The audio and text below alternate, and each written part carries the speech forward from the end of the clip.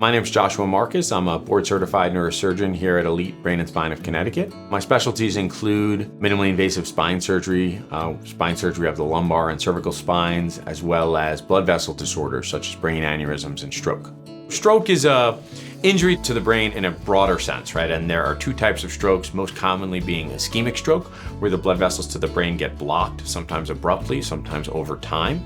And there's hemorrhagic stroke, where patients get a bleed in their brain, sometimes from poorly controlled blood pressure, sometimes from a brain aneurysm, and to a lesser extent from some underlying vascular conditions.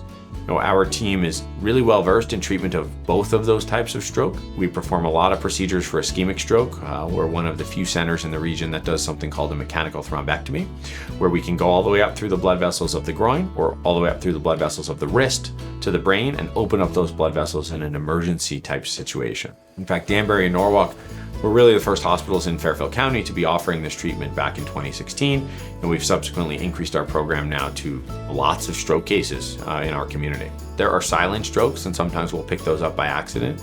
The most common precursor or most common warning is something called the TIA, transient ischemic attack.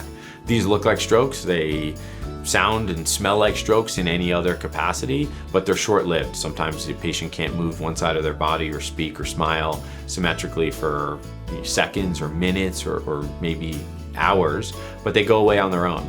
That's a warning sign that a bigger stroke is on the horizon, sometimes up to 9.5 times more likely to have a stroke in the near future. And so those are emergencies, right? That's our best warning sign for a stroke. And very often patients who come in with catastrophic strokes or strokes that need emergent intervention had those symptoms in the preceding days or week and didn't think much of it, which is not uncommon. Once again, I'm Dr. Joshua Marcus. If you or a loved one are experiencing any of the symptoms we spoke about, please feel free to reach out to Elite Brain and Spine. We are happy to help.